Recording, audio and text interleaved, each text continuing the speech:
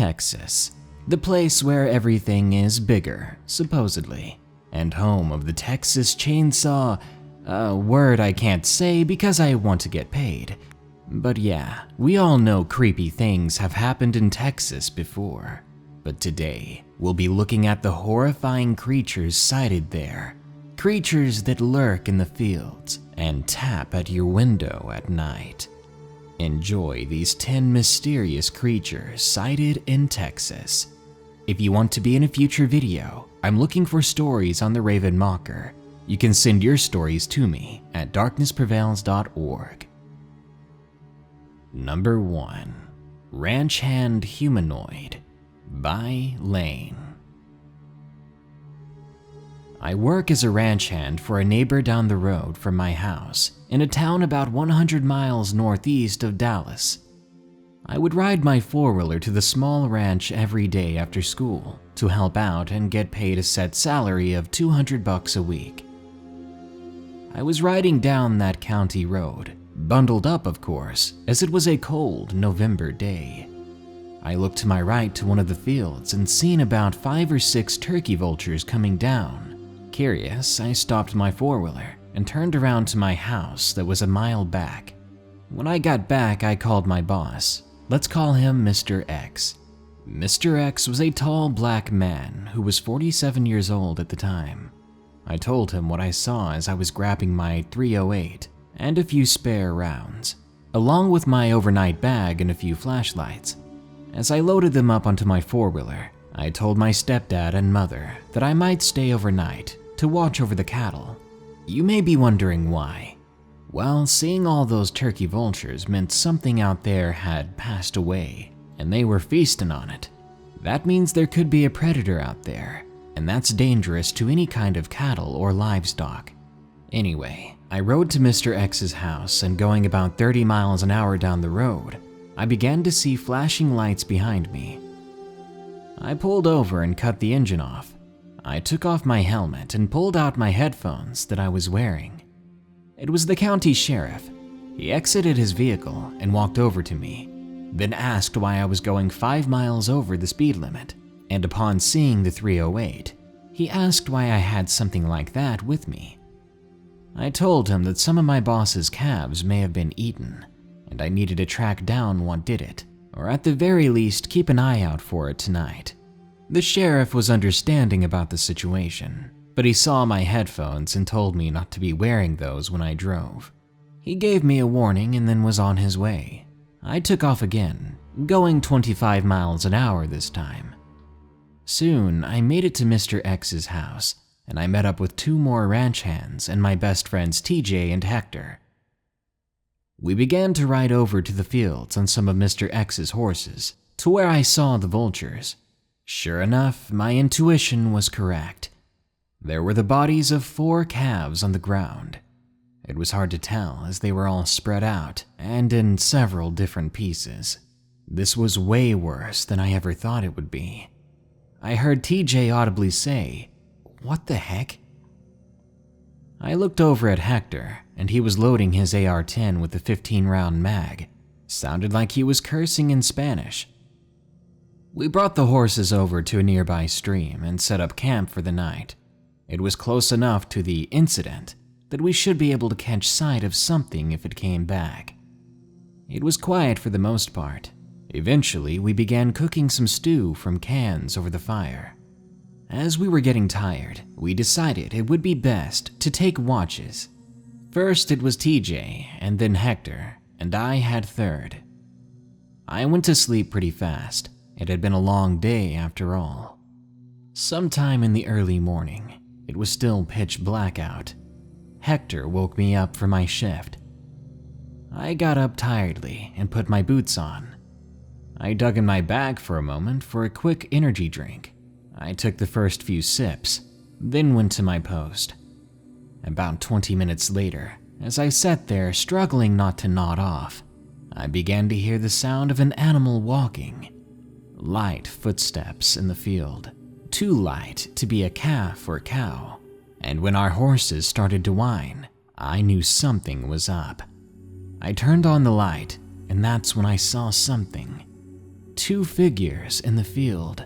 They were peeking just over the grass.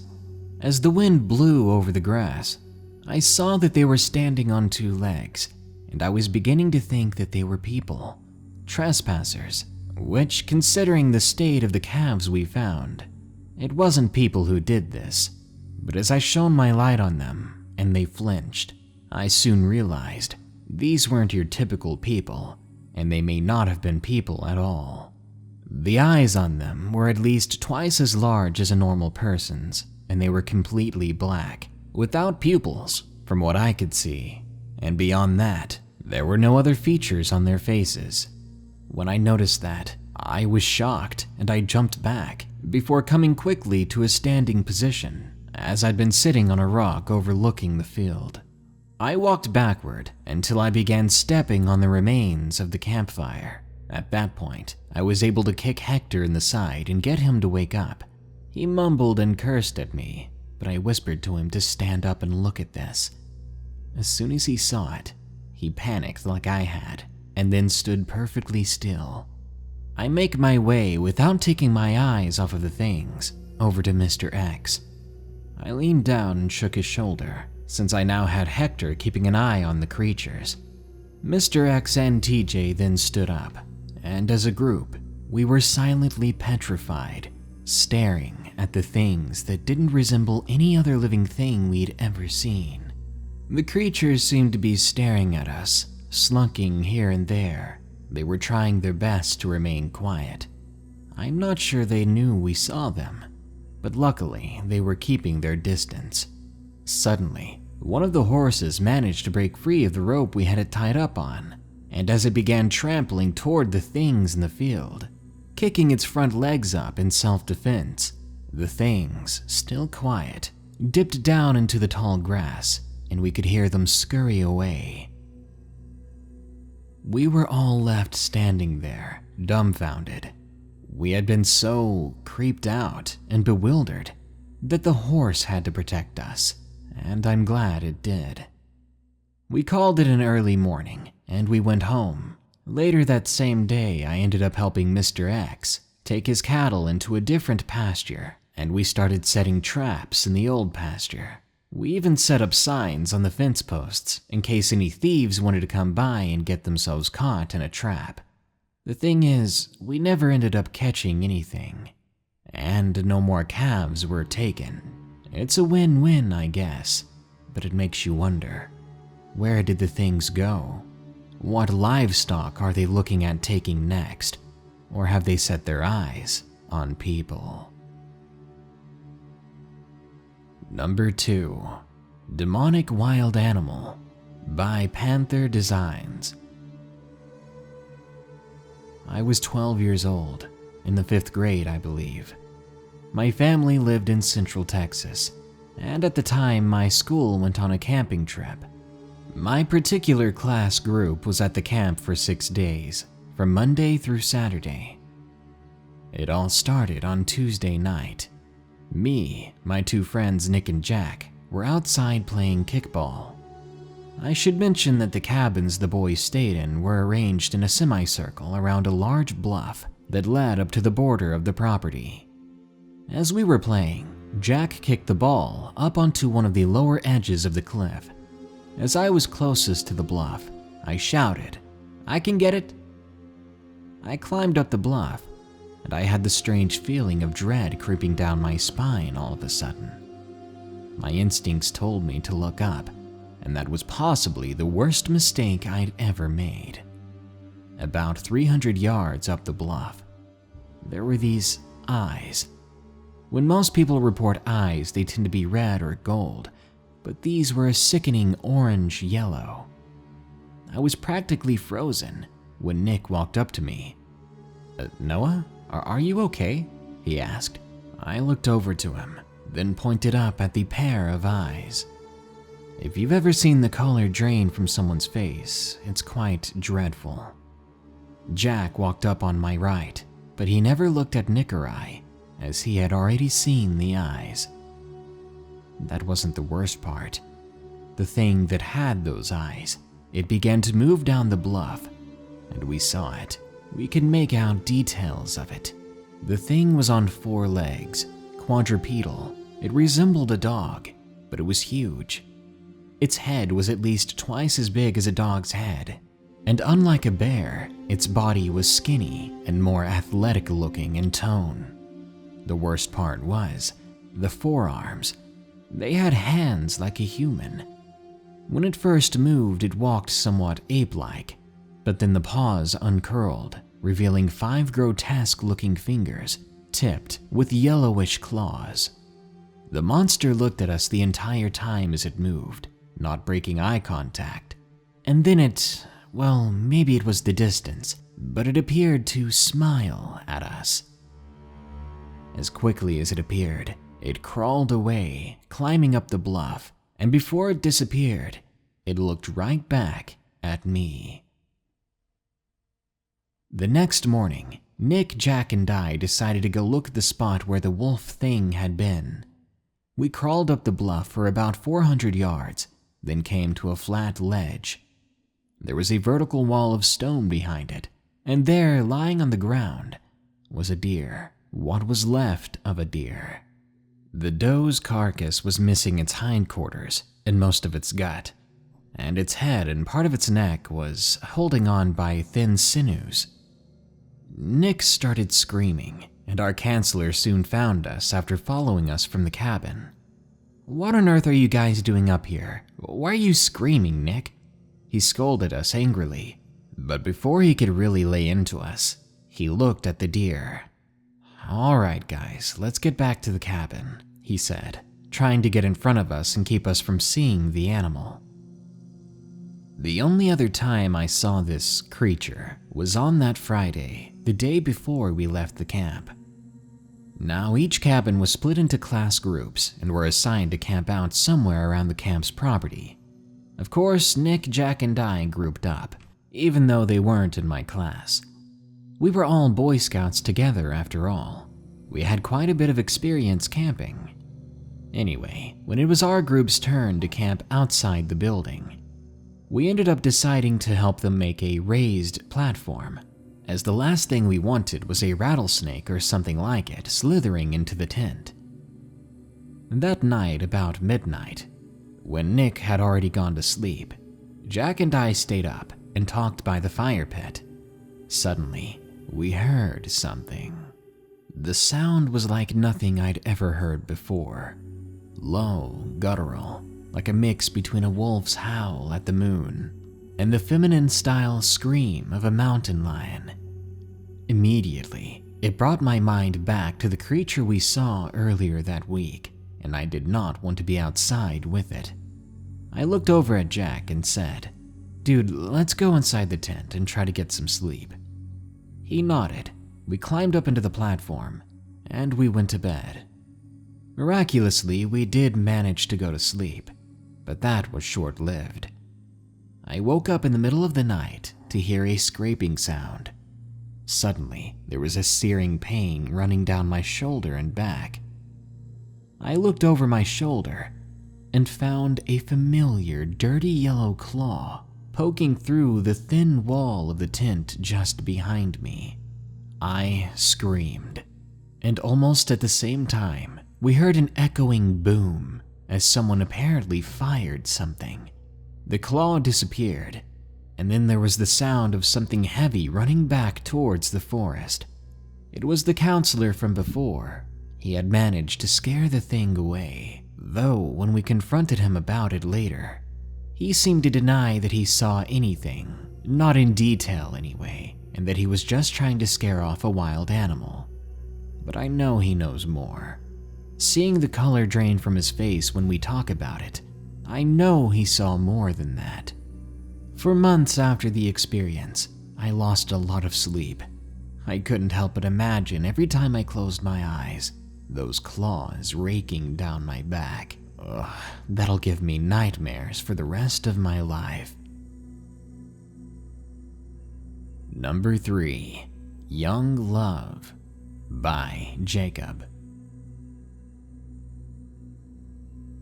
I'm 18 years old and live with my parents out in the piney woods of Texas. We're a few miles away from the nearest town. My location is pretty remote, obviously, but I always loved being surrounded by nature and thick forests. Our home is a small, quaint cabin, and I love everything about it. Now, I used to walk to school through the evergreens, enjoying the smell of fallen pine cones. I had memorized the path to town by heart, and I never felt scared in those woods, though maybe I should have been. Back when I was 14, I met this girl in the 8th grade. Her name was Ginny. Ginny was beautiful, friendly, and the sweetest person I'd ever met. Most of all, I remember her laugh, a cute giggle that would grow into happy, uncontrollable laughter. It didn't take me long to ask her out, and pretty soon we were in love. She was the only person in my life who seemed to truly understand and care about me, and we would spend all of our time after school days together. We'd walk through those very same woods, holding hands, exploring, just generally enjoying our time together. But our walk through the woods started eating into her studying, and her grades would suffer as a result. We didn't care though, too young and dumb to let anything like that come between us. One night, her parents told her that she could not be with me anymore, and that she would have to focus on her homework and less on boys. They had a huge argument, screaming and throwing things, and finally, Ginny stormed out of her house.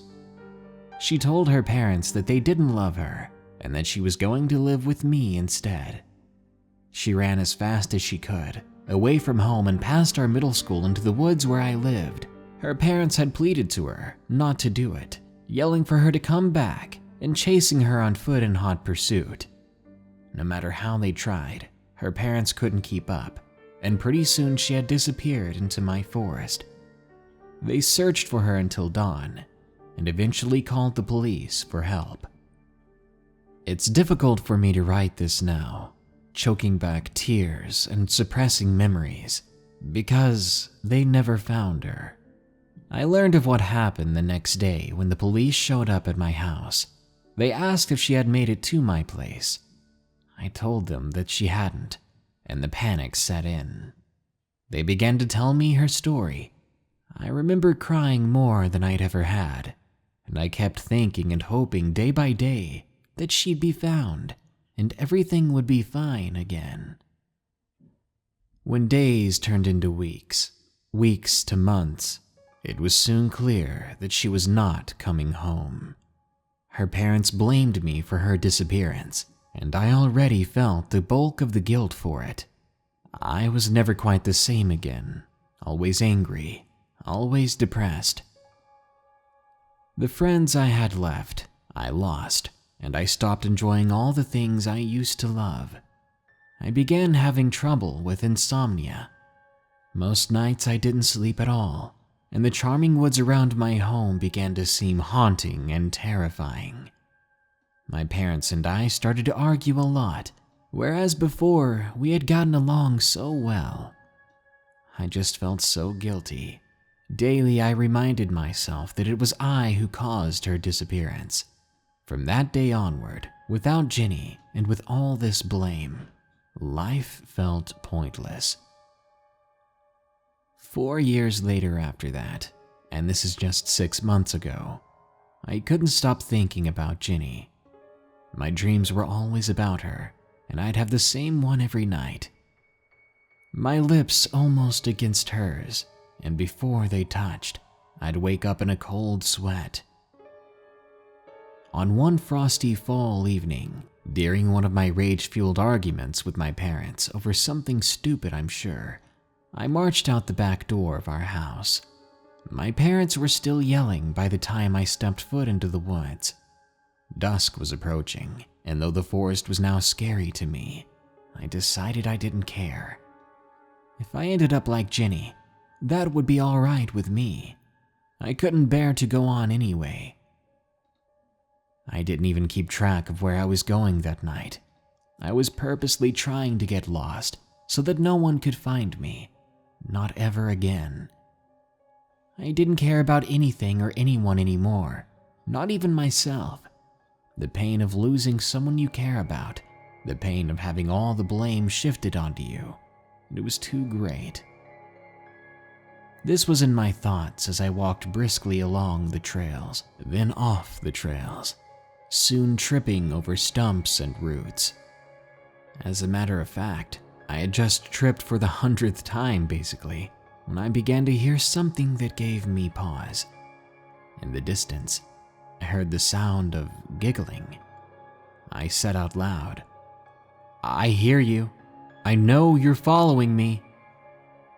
For a moment, I stayed put, and when I didn't hear anything, I began walking again, only to be once more interrupted by the same giggle. It was closer now, close enough for me to realize that it was familiar to me. "It can't be," I remember saying under my breath. When I turned in the direction where the sound was coming from, I caught sight of a faint outline of a girl wearing a white dress in the moonlight.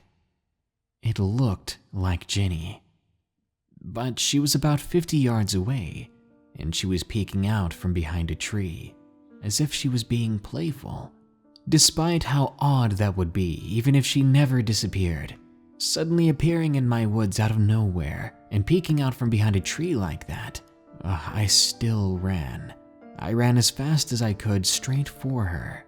I did not understand at all what was happening. I thought I was hallucinating, but I was desperate and happy. A big smile grew on my face, but as I neared the tree, it began to disappear. The laughing continued, but grew deeper and deeper the closer I got, until it no longer resembled Ginny at all, let alone any human I've heard. Despite growing fearful, I was determined to see what was going on. I reached the tree and suddenly, the girl was gone. But the laughing was still there, no longer at all resembling Ginny. The tree I was now leaning against as I searched for what was Ginny. It began to move, and I realized it seemed to be breathing, convulsing as the laughter continued. The tree hunched down until it no longer resembled a tree, rather a creature on two legs hunching over. Some of its branches entangled my arms. Mustering all my strength, I tore myself loose of them and began to sprint back home in a mad panic, crying, hoping that I could once again see my parents. But I heard noises behind me, noises like the crackling of a falling tree, noises that grew closer no matter how fast I went. But I was lost, running full speed and growing tired quickly. I had no idea where I was going. I tried to look for the old path through the pines, the one Ginny and I used to walk on, and by some stroke of luck, I was able to find it, and I ran back to our cabin, the lights of which I could see glowing in the distance. When I ran back toward my parents, I saw them crying, worried sick about me. I ran right up to my mother and father, hugged them both one at a time, and told them that they had nothing to worry about, told them that I was sorry.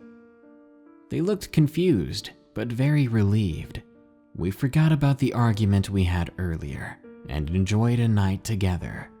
Since this experience, I've been trying to turn my life back around. My parents haven't argued since either, but I still don't know exactly what happened next to that tree. What was that tree? I'm scared of the forests around my home now more than I've ever been.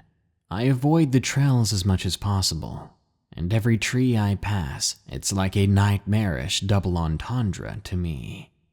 I'm trying to chalk up the experience to a hallucination, a fit of despair or something, but it felt very real. I will cherish the people I've lost, and I will no longer feel guilty for what has happened, because that guilt can consume you. Number 4. That Wasn't a Deer, by Callum F. We recently moved from Victoria, Texas, and we got transferred to a new church, a church near the central area of San Antonio. It was one of the biggest I have ever seen, and one of the oldest. It was apparently built in the 1700s.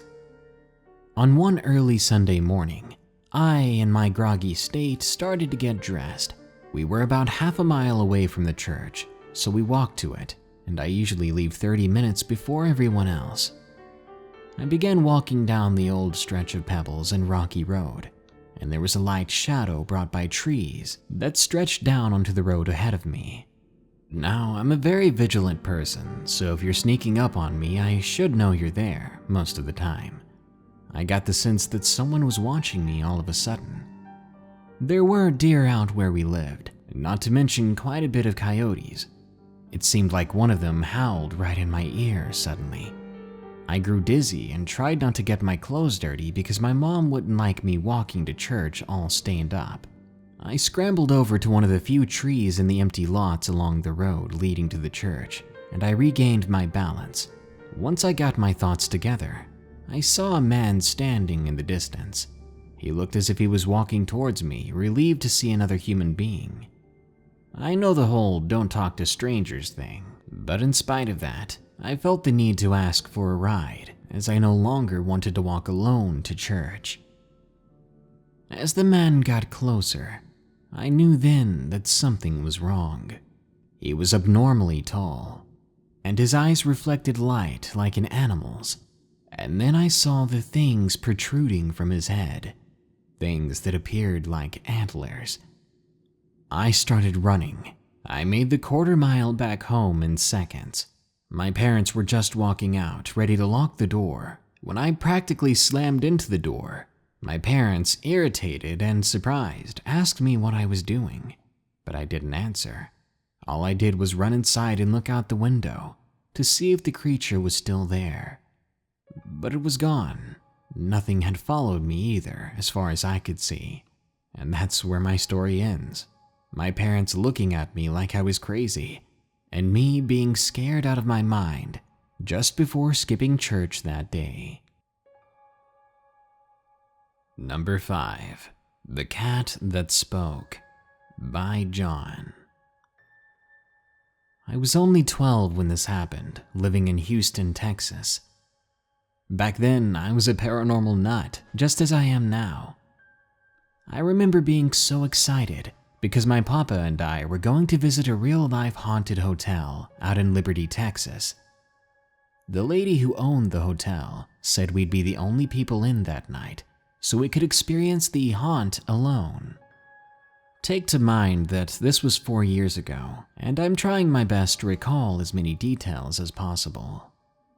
Anyway, when we got to the hotel, we met up with the lady who owned it. We were showed to our room. We unpacked our bags and got into bed after setting up a camcorder to watch the door. I was almost asleep that night when I heard an unexpected meow. A meow in the middle of an empty hotel.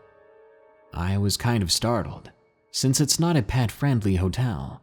I woke my papa up and I told him what I heard. We got the idea to take the camcorder and go outside the room and see if we could find anything. I remember looking under the doors and seeing shadows under every single room. Again, we were the only people there that night. We shook it off as maybe cleaning staff, though we didn't hear any sounds coming from the rooms. We simply saw the shadows. We went to the main office and told the lady, and she said that there for sure wasn't supposed to be anyone else in the hotel that night. Right as she finished her sentence, a fully black cat walked in the hotel from the main door, which was still open as the owner had been out smoking. We started recording the cat, and it meowed, and there wasn't much more to it, so I turned the camcorder off. I went over and reached down to pet it, and when I did, I saw it, inches from my face, open its mouth and say, "Get out." I fumbled backward, falling onto my rear, staring at the cat. It then walked calmly out of the building and disappeared out of sight. Though they didn't see the cat speak like I did, the owner and my papa both wondered where the sound had come from. Number 6. Nighttime Creepers by Jessica. This happened late one night during my Christmas break from school. Now, my bedroom window is already a bit cracked, and it causes my room to be extra cold during the winter. I had just finished watching some YouTube videos, when suddenly something began scraping against this window, scraping and tapping. I paused my video and looked over to it. There was nothing there, and the sound had stopped. I started to relax again and unpaused my YouTube video. My white cat suddenly jumped onto the bed with me, nearly making me jump out of my skin. As I was watching the videos, I realized my cat was no longer looking around. Instead, she was looking beyond me toward the window. She wasn't blinking, and her hair was standing on end slowly. Now, seeing her do this, I knew I had to peer out the window myself, but I was going to do it in an instant. I wanted to catch what she was looking at. So, despite goosebumps enveloping my entire body, I counted down in my head. 3, 2, 1. I turned around, catching a glimpse of a pale face peeking in through the window. It was only after I began screaming that I saw its pale fingers up against the window beside it. It was staring in at me, whatever inhuman thing this was. When my parents ran in and the figure had already disappeared, I told them what I saw. They went outside to look around, and I actually went with them, feeling a bit brave cowering behind my father. All we discovered were footprints, bare footprints in the snow. Something or someone had been there, and I can only pray that what I saw was nothing but a mask. Please let it be a mask. Number 7. The Bat of Piney Woods by Kevin.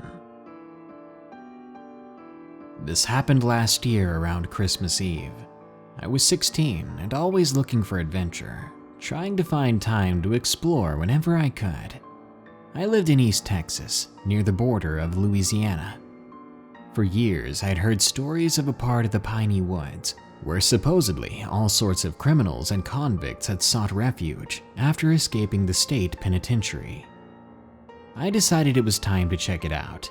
I'd never really believed the stories about the escaped criminals, so I brought only a flashlight and a pocket knife, then began a 30-minute trek from my house to the beginning of these woods. It was about 5:30 p.m.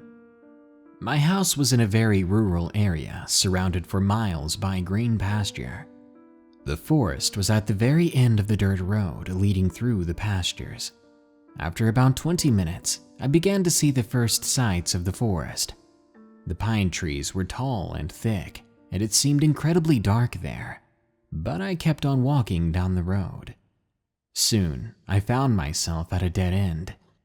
I stood for about 3 minutes, just looking at the large mass of woods in front of me. The thicket seemed pitch black, with owls hooting and the only source of light coming from this gray smoke that seemed to drift through the pines. The sun was beginning to set, so I turned on my flashlight and I hesitantly entered.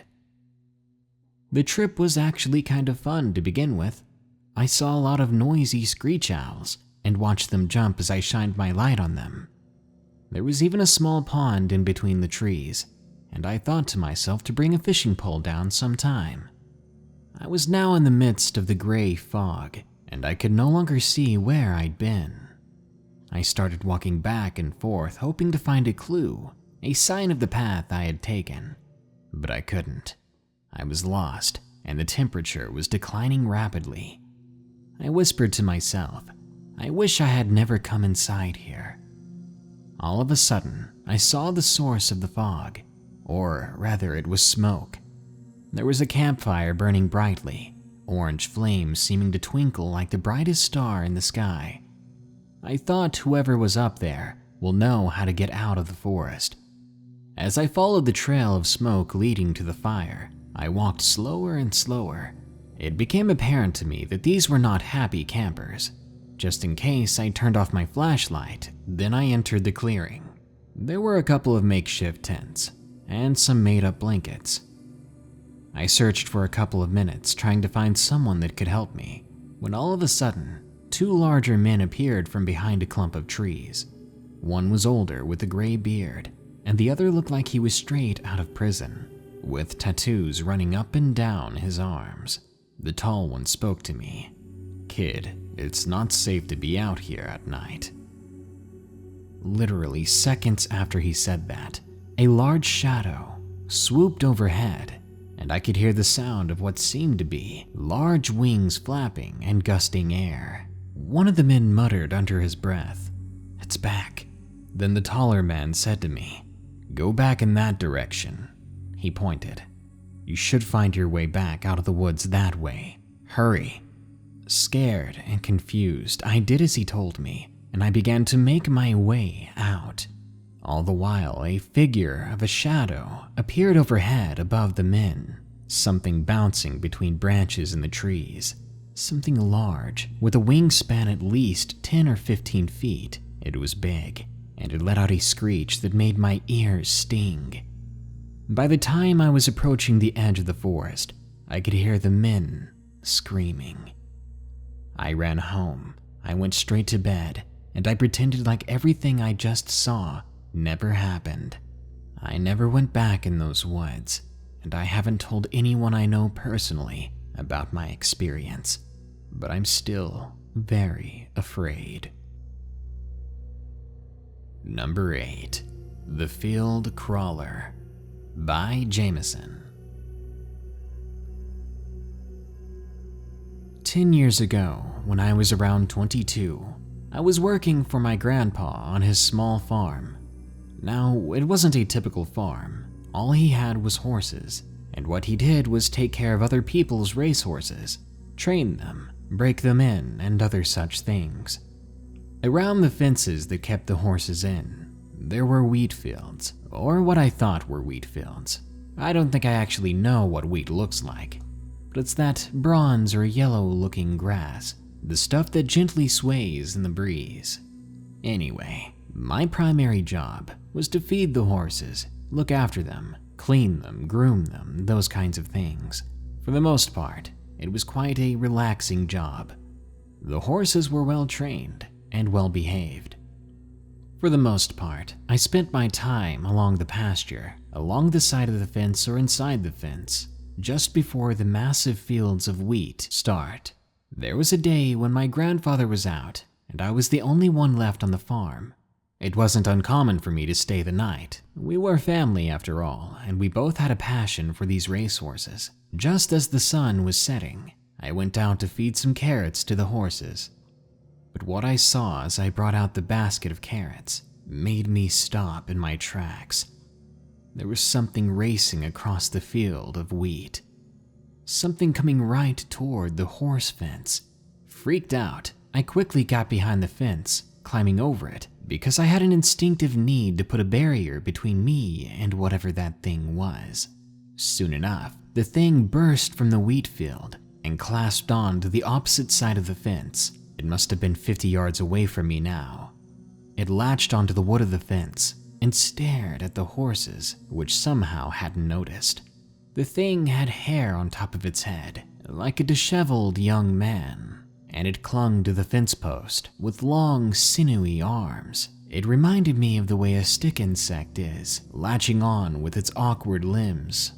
But its head was too human in shape, so human in fact, that the longer I looked at it, the faster my heart pounded. Suddenly, as if out of my own control, I stepped forward, dropped the basket hard onto the ground, and screamed at it. I furrowed my brow and raised up my arms, trying to scare the thing away. Its hair flicked as its head turned in my direction. I saw its insect-like legs slowly let go of the post. Then it turned and ran back at an unnatural speed until it disappeared into the wheat field, leaving a yellow fleeting trail as it moved through the wheat. For the remainder of the night, I camped out there with the horses, keeping them company and making sure the thing didn't come back. It never did. I told my grandpa about it the moment he returned home the next day. He didn't seem to care how weird the thing looked when I described it. He simply said, "As long as I scared it away, that's alright." But me, on the other hand, it gave me a different feeling for the remainder of my time working there with him. Number 9. The Tapping on the Glass by Castlevania. Way back when I was around 8 years old, which was about 20 years ago now, my family lived in a cabin in the woods. There were only 2 bedrooms, so my little brother and I had to share a room. But it was fine. We ended up making a lot of memories there, one of which was a nightmare. Because every memory I have of that time is accompanied by another memory of the same night when there would be a tapping on my glass. That's right, at around 12 midnight every night, someone or something would come to my window and tap on the glass from the outside. This wasn't a secret in my family either. My dad at one time happened to be there when it occurred, and I told him then that it happened every night. He ended up witnessing it several times afterwards. Each and every time he did, he'd go outside, do a few laps around the house, and make sure there was no one there. He said there never was, except for one occasion. An occasion when my dad would not deny that something happened, but he wouldn't say what it was. One night, he was tucking me into bed. It was a weekend, and he let us stay up watching a movie until around 12. As he was about to leave our room, the tapping came once more. He sighed, rolled his eyes, looked at me, and said, "I'm on it," before going outside with a baseball bat. At this point, I thought it was funny. I curled up safe and sound to go to sleep. But only 5 minutes later, everyone in the house was awakened by the sound of my father screaming and rushing into the house. What I found when I ran into the living room will always be scarred into my mind. It was my father laying his head in my mother's lap as she was tending to a deep gash in his knee. "What happened?" I remember asking. My mother screamed at me to go to bed, and my father said it was nothing. I refused, and I asked, "No, what happened to Dad? What did Daddy see?" Now, he didn't reply to this, not on that night. This time he simply looked at me before my mother shouted, screaming at me to just go to bed. I finally relented, but only before noticing that my dad's baseball bat was broken, shattered right down the middle. It took me a few hours to go to sleep after that. My mind was racing, and my heart was pounding. For as long as I've been around after that, I was never able to get out of my dad what he saw or what happened that night. Even as I begged and begged to know why we were no longer allowed outside, alone, even when it was daylight. What I do know is that immediately after that incident, the tapping stopped completely. It never came back, starting from the night directly after my dad's injury and on. I know they're connected. I know my dad saw something, but why he feels he can't tell me, I'll never know, I guess. And number 10, Grandma's Fear by Netty M. As a kid living in Texas, I would often visit my grandma, who lived on the outskirts of Galveston. My grandma lived alone. My grandfather had passed away several years before I was born, and she really enjoyed her grandkids' company, and I enjoyed hers. She would often take me to the beach, buy me some really good seafood, and take me out to my grandpa's gazebo that he built before he went away. But anything we did together, we had to do it when the sun was still up. My grandma, you see, she always had this fear, and she would tell me openly, never go outside at night. For the longest time, I thought this rule was for me, to keep little kids from going outside unattended when it was dark or dangerous and strangers might be about. But apparently this rule was for everyone. When my mom dropped me off late one night, my grandma kept telling her, "You do not need to leave the house right now. It's dark out. wait till the sun comes up, leave in the morning and all that. But my mom said simply she had to go to work. She couldn't be spending the night somewhere, and she left. My grandma was exasperated that night, and I was confused. Why would adults have to have a curfew like that? It didn't make any sense to me as a kid, but I soon discovered the reasoning behind Grandma's fear. Because one night, I decided to break her rule. I waited for her to go to bed. When I heard her door shut, I snuck out the front door, and I sat on the porch watching the night around me. There were fireflies, night insects, stars shining in the sky, but nothing seemed out of the ordinary. Getting a rebellious little kick out of it, I decided to stay for a couple of hours. Eventually, I started to nod off. I was always asleep by that time, so of course I was about to fall asleep right on the porch there. But when I heard the sound, there was no way I could fall asleep after. It was the sound of something scraping along wood, and it was coming from the side of her house. It was drawing closer every second, and I found myself unblinkingly waiting to see what would round the corner. But then the sound stopped, and instead of something rounding the corner, I heard heavy breathing, diseased-like breathing, as if an old man was about to fall over and perish at any moment. Then, after that went quiet as well, when everything was silent again, and I thought I was hallucinating from being so tired. Suddenly, talons, and I mean it like bird talons, reached around and clacked against the side wall, around the corner. They began tapping at the wood, and just as I saw the form of whatever had those talons begin to jut around the corner, I was being carried away, because my grandma had heard the clawing on the house and was now dragging me back inside in a hurry. She locked the door with me in one arm, then pulled me into her bedroom, which she locked as well, and she scolded me quickly yet quietly for leaving the house. She asked me, "Now you know why we don't go outside at night, don't you?" I nodded, and we stayed up for the rest of the night, listening to the clawing sounds on wood, while catching reruns of Andy Griffith on the TV, trying to pretend that the noises weren't happening, trying to pretend that nothing was outside the house, trying to get in. I don't know why I never heard the sounds before. Maybe that thing only came because I was outside, but my grandma refuses to talk about what she knows about it.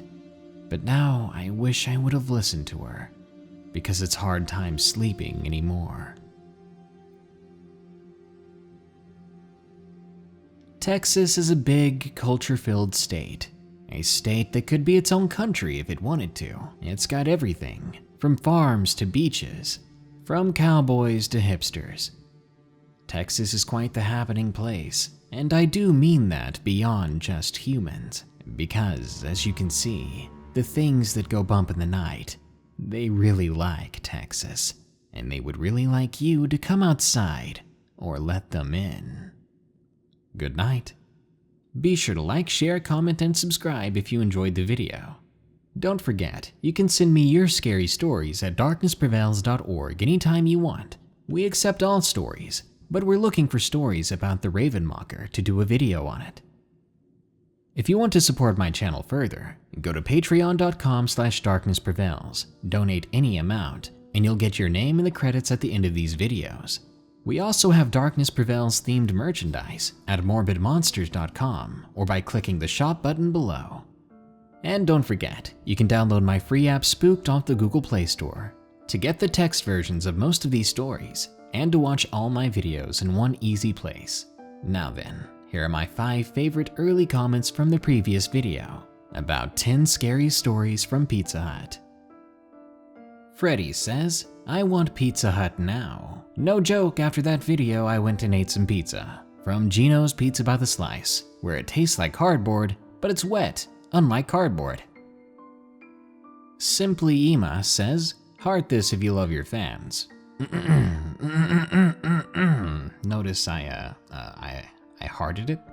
Yeah, I really love you. The Dog Who Farts Rainbow says, "Is anyone else hungry?" Well, now that I hear about you farting rainbows, I'm not as hungry as I was. Bad Vibes Storytelling says, it is terrifying when they mess up my order. One time I ordered from Pizza Hut, and they didn't give me my order for a straight hour. Turns out the guy's car broke down, and I felt bad for being angry about it. But I was still angry about it. X-Dealin' Rat's Egg says, I will probably still get pizza from Pizza Hut. Of course you will. Of course I will. I'm addicted to pizza. If I had to choose making love and pizza to get rid of permanently, sorry guys, but this would be one pizza-filled world. And that brings us to the end of our video today. Thanks for watching. More videos are coming soon. Plenty of scary stories just around the corner. So stay tuned.